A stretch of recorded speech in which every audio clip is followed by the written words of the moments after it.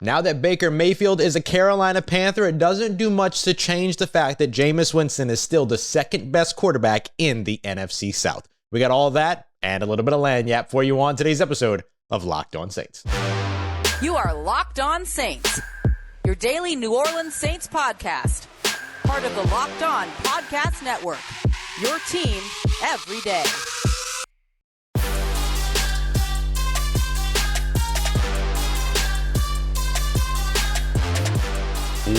What is good, Who Dat Nation and Who Dat family? Welcome into another episode of Locked On Saints, your daily podcast covering your favorite team, the New Orleans Saints. Part of Locked On Podcast Network, your team every day. Thanks so much as always, making Locked On Saints your first listen of the day every day. Don't forget that we're free and available on all platforms, including on YouTube as well. And I'm your host, Ross Jackson, at Ross Jackson Nola on Twitter. You can find me on USA Today's Saints Wire, Tuesdays on Locked On NFL, and here with you every single Monday through Friday on Locked On Saints. And on today's episode, Baker Mayfield is now a quarterback in the NFC South after being traded to the Carolina Panthers. What does that mean for the New Orleans Saints? How does that impact Jameis Winston standing within the division? And why the New Orleans Saints, because of Jameis Winston standing within the division, could walk away with multiple end-of-year awards if all goes very, very well in 2022. But I want to start off with all of the reasons that Jameis Winston is still the best quarterback, the second best quarterback in the NFC South. Now, some people have already started to mention that, hey, maybe Jameis is the best quarterback in the NFC South, but we have to wait to see what Tom Brady looks like. Is it 1 year too many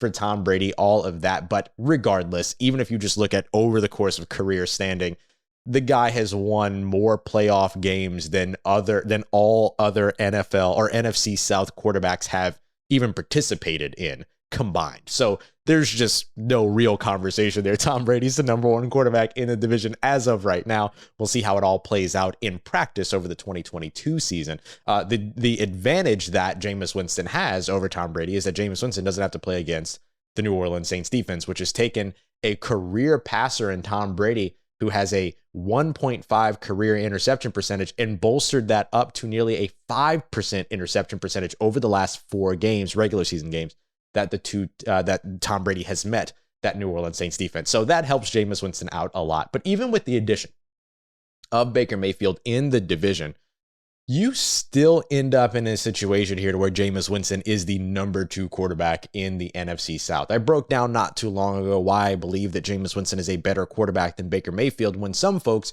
were talking about how great a move it would be for the Saints to trade for Baker Mayfield to have him take over as a starter for Jameis Winston. Now, a lot of those people were also making assumptions that Jameis Winston wouldn't be ready for the beginning of the season and that Andy Dalton would be the starter. Just a lot of uneducated sort of assumptions at that point. Now we've seen Jameis Winston without the brace. He continues to get a lot of work in with Will Lutz. Go check his Instagram, all that. So there's just a lot of different reasons now for that to no longer be the case. But even in the conversation as a whole of Baker Mayfield versus Jameis Winston, I still think Jameis Winston is the better quarterback, even if you just want to talk about upside here. I mean, talk about arm strength, talk about what his ability to do in terms of what he could do downfield. Again, the second highest big throw percentage in 2021, despite the fact that he wasn't really asked to throw that many passes. So the quality of passes, which is something that a lot of people tend to gloss over when they say, yeah, well, Jameis was successful in 2021 because Sean Payton didn't have him throw a lot of passes. The Saints were 30th in the NFL in terms of passing attempts. Yeah, I get that. But when you look at the quality of passes, he was still throwing the ball downfield and he was still throwing into tight windows. He was still making those big time throws. Now, his aggressive throw percentage did come down, but that part is a good thing in terms of throwing into the tight windows when there are defensive backs within a yard of the receiver. But there are still tight windows that take place with a little bit more separation than that. And the Saints were able to take advantage of those moments with Jameis Winston. So I think that when you look at Jameis's 14-3 touchdown to interception ratio, I think that tells you a lot more about what Jameis will look like going into 2022, although trying to take year over year production and transpose it to the next year isn't always obviously the best way to go about your evaluation. But even when you look at the intangibles as opposed to just what has happened on the field, you know, we talked about the upside, we talked about the scheme and the way that that benefits Jameis Winston in this division and as a fit within the system, and what the system was able to do for him last year and what that should do for him over the course of a 17-game span. Yes, he's going to throw more than 3 interceptions in 2022, but that's what happens when you play more than 6 games. That's okay. Is he also throwing more than 14 touchdowns over the course of the first 6 games? If so, you feel really good about what you got with Jameis Winston, especially with the weapons that are all around him. Baker Mayfield, on the other hand, we want to talk about the intangibles. What was it that ended up happening with Baker Mayfield here? The Cleveland Browns ended up replacing him with a guy that they thought probably wouldn't even play in 2022. And that's no slight on Baker Mayfield. Everyone knows I'm a Baker Mayfield fan.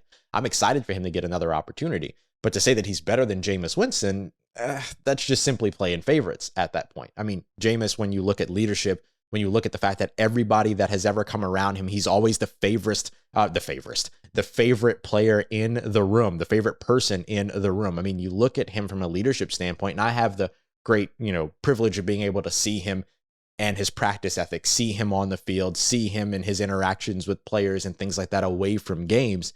And so obviously, like, there's a little bit of specificity there that not the general public would get the opportunity to see in terms of a general consensus around this conversation. But as someone who has seen that and will continue to see that, that makes a big difference for me in terms of how you highlight these quarterbacks. Baker, as I mentioned over on Locked On NFL, I picked him as one of my top 5 quarterbacks in the NFL based on vibes only. I mean, he's got, a whole bunch of stuff going for him there, but he's not going to be somebody that you're going to bring into the system and make better than Jameis Winston, especially when you look at what the Saints have been able to do in terms of building around Jameis Winston. You want to know how much faith this team has in Jameis? Getting Michael Thomas back was going to happen one way or another, but the addition of Jarvis Landry tells you that the Saints do believe they can still be effective with Jameis Winston in the short and intermediate realm. The fact that they're working on this contract extension with Deontay Hardy, which is not progressing extremely well or extremely quickly, but they're still working on it.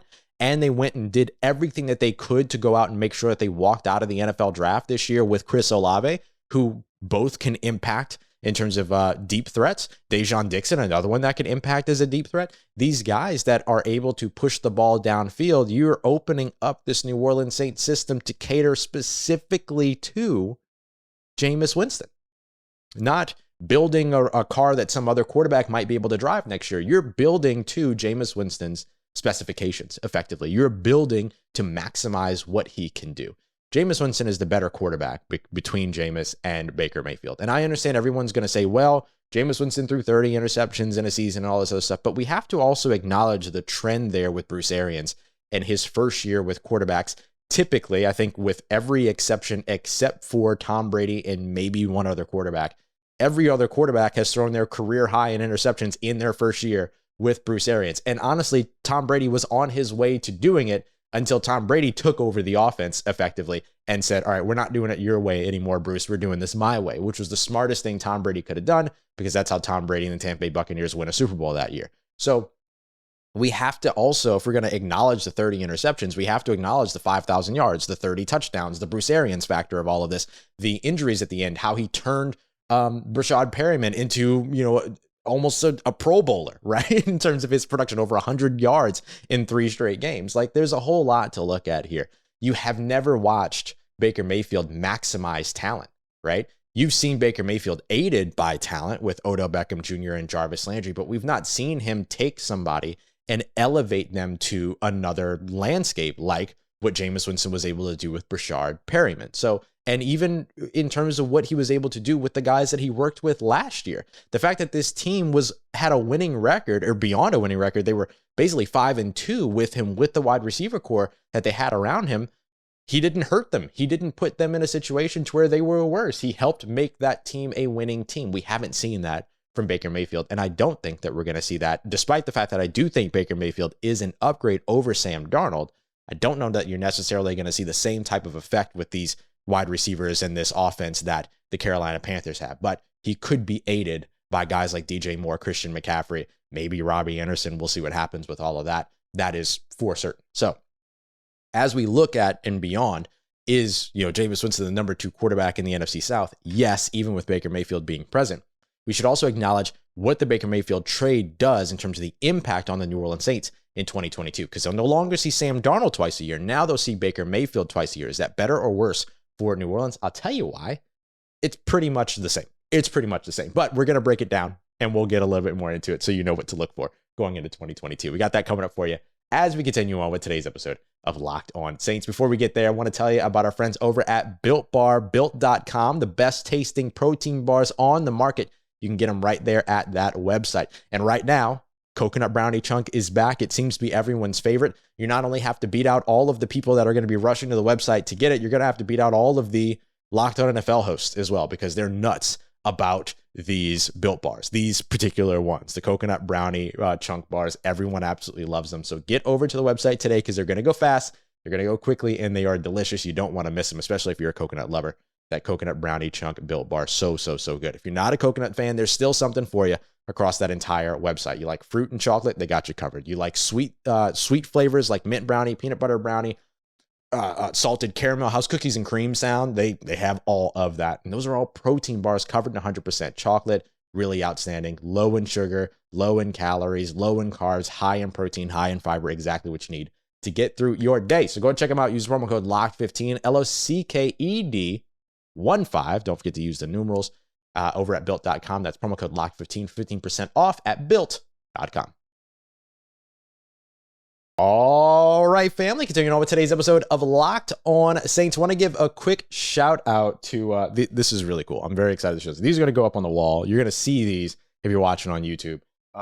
These are going up on the wall here later on this week. How cool is that? It's a big Locked On Saints woodwork there. Make sure you go and check out jlwoodwork.com for all of that. I'll give a more proper shout out when things are up on the wall and you can see them in their full glory, but really, really cool. Very excited to get that up. Once again, jlwoodwork.com. Go and check them out. All right, so we are now moving into a new landscape here in terms of the NFC South. The quarterbacks have been a huge focus in this division. Tom Brady retired. 40 days later, he unretired. The Saints, the Falcons, and the Panthers all go after Deshaun Watson. None of them get him. Jameis Winston's back in New Orleans for the way it should have been from the very beginning. Matt Ryan and the Atlanta Falcons, they ruin their relationship with the best player in their franchise's history. They have to trade him away for, a peanut salad to the Indianapolis Colts, maybe some shrimp cocktail if they got lucky. Then, they bring in Marcus Mariota, they draft Desmond Ridder, all that. You saw a little bit of movement, a little bit going on with the Carolina Panthers, lots of rumors around. I mean, they were really in on Deshaun Watson for like 2 years and didn't end up landing him. So were they going to move ahead with Sam Darnold or not? They draft Matt Corral. Now they bring in Baker Mayfield, and now Baker Mayfield changes a little bit in terms of how the New Orleans Saints are going to be playing against that Carolina Panthers team in 2022, but it doesn't have a huge effect. And one of the big reasons why is interception percentage, right? Both Baker Mayfield and Sam Darnold are pretty turnover-prone guys when it comes to interceptions. Sam Darnold with a 3.2 career interception percentage, but they didn't get much better with Baker Mayfield, who sits so far in his career with a 2.9. And arguably, Baker had better receiving cores at his disposal than Sam Darnold had throughout his career with the New York Jets and even last year with the Carolina Panthers. I would take Odell Beckham Jr. and Jarvis Landry over just about any combination of wide receivers aside from what the New Orleans Saints have right now. Of course, the Saints could also just add Odell Beckham Jr. to their current stock if they wanted to. And I know what you're thinking. Hey, well, what was Jameis Winston's? Jameis's was right around, before getting to New Orleans, Jameis's was right around where Sam Darnold was. 3.2 in Sam Darnold's career, 3.3 in Jameis Winston's career, 3.5% with the Tampa Bay Buccaneers. So not much difference there between those two quarterbacks. But in New Orleans, Jameis Winston's interception percentage has dropped to 1.7 with a career low 1.9 in last year's season over the course of those 7 games that he was present and able to play.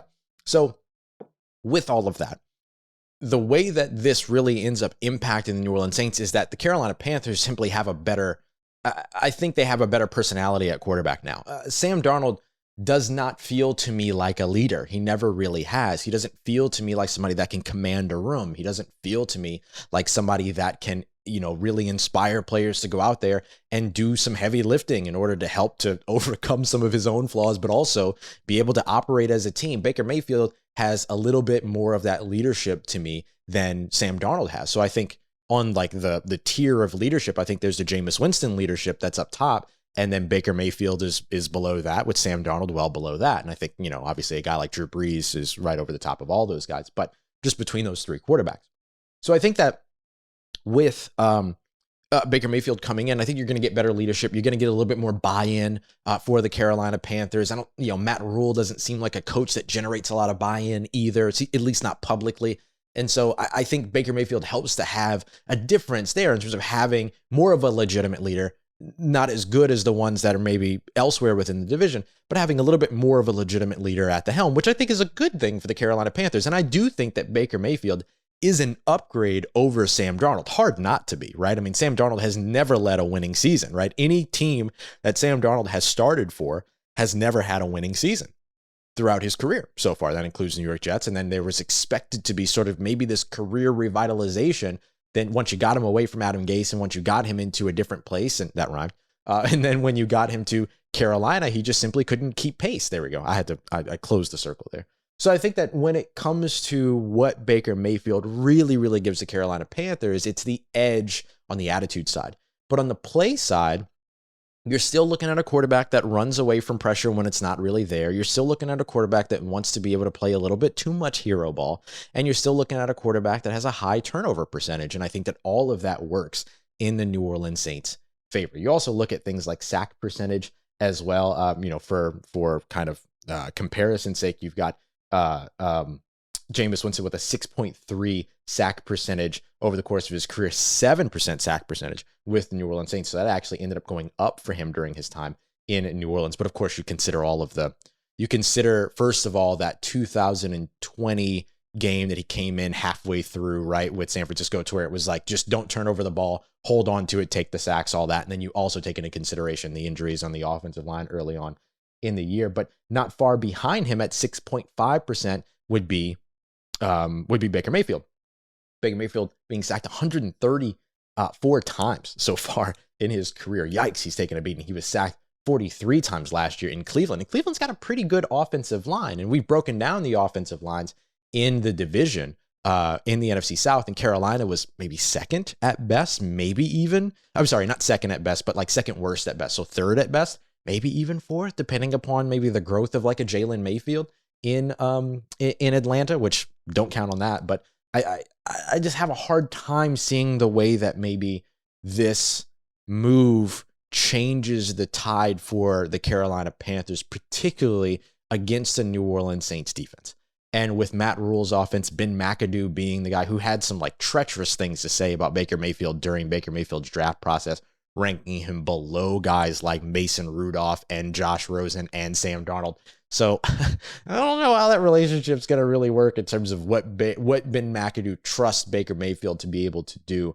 But I think all of that kind of nets you maybe just a slight net positive for the New Orleans Saints defense based on what you can get out of a Baker Mayfield, right? In terms of your ability to get pressure on him, your ability to get him off base, to get him off balance, to get him to maybe take some risks and turn those into turnovers, especially with what might even be an improved secondary for the New Orleans Saints in 2022. So that's the way I expect the New Orleans Saints to be impacted by Baker Mayfield now being in the division. We broke down why Jameis Winston is still the second best quarterback in the division, particularly with the now scheme fit and support of a system that supports him in New Orleans.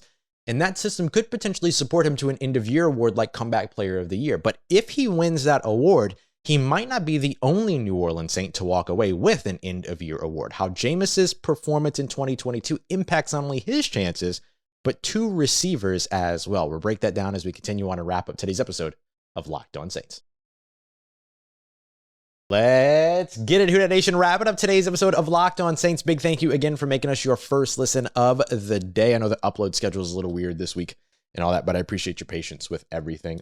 So want to wrap up today's episode talking about, we've broken down kind of the excitement around the New Orleans Saints over the course of this week, and that's sort of been our theme throughout the week. We have a little bit more excitement now that Demario Davis has been named the number 6 inside linebacker in the NFL. We'll break that down tomorrow, as well as the Will Lutz and Winston workouts, the Michael Thomas and Chris Olave workouts. We'll break all of that down tomorrow in terms of the clear team excitement is where I wanted to wrap this up. So we'll do that tomorrow. But today I want to focus on kind of the end of year awards and how the excitement could potentially carry all the way through into postseason awards and all that. I still think that the New Orleans Saints have everything that they need to be a playoff team in 2022. It's all going to come down to what looks really good on paper, being this roster gelling, finding chemistry, and being able to execute on the field, and how the coaching staff and its changes impact this team's ability to be successful during the season.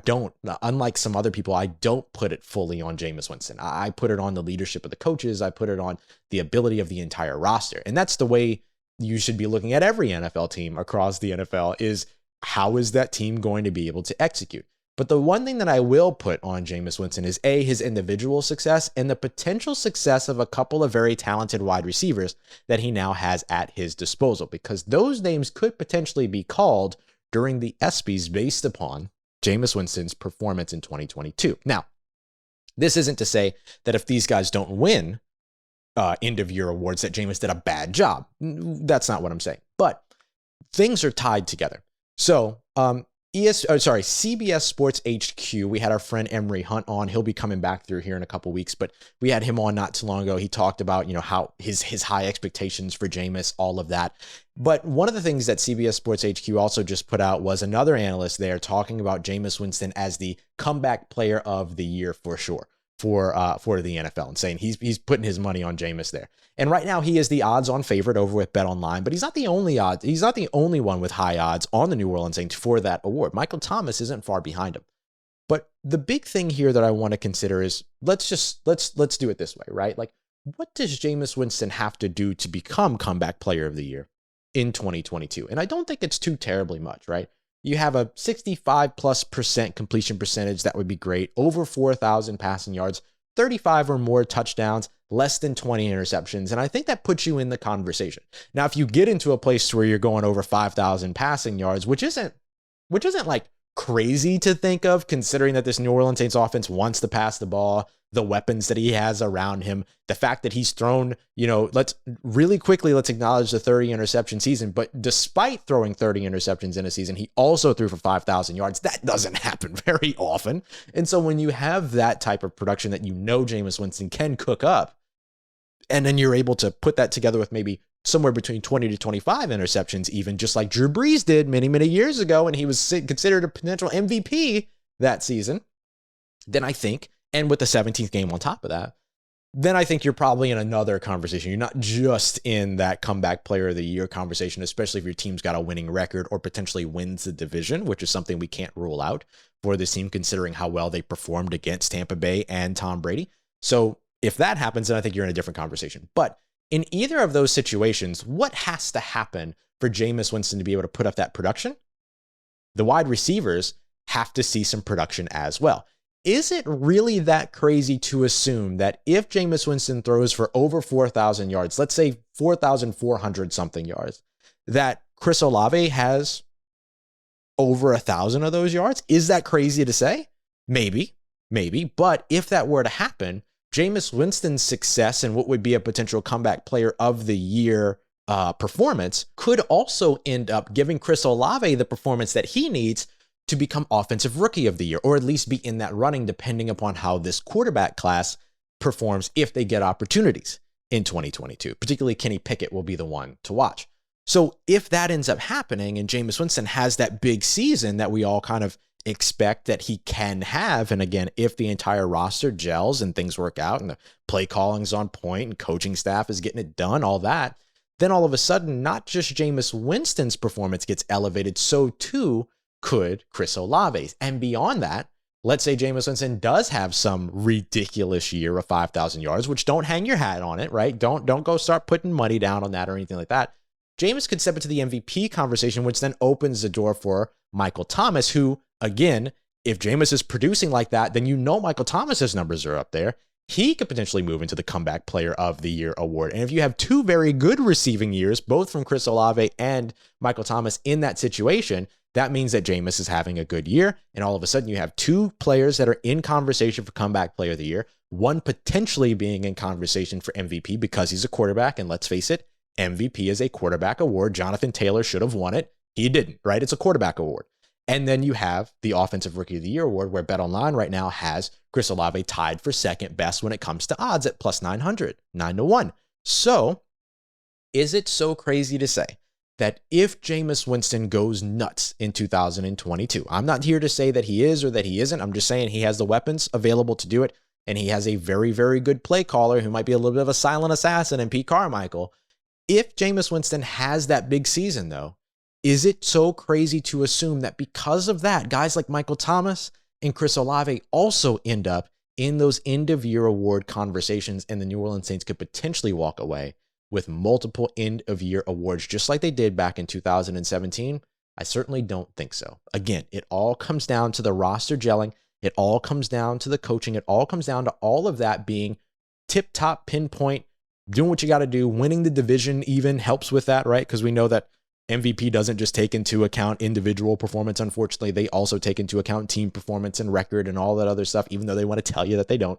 But all of that ends up impacting those opportunities for the end of the season. And it's not just on Jameis Winston, or it's not just Jameis Winston who could walk away with that end-of-year award. It could be guys like Michael Thomas and Chris Olave as well. So reason to be excited about the New Orleans Saints 2022 season continue to pile up. Now we're seeing the player excitement. That's what I want to break down in tomorrow's episode.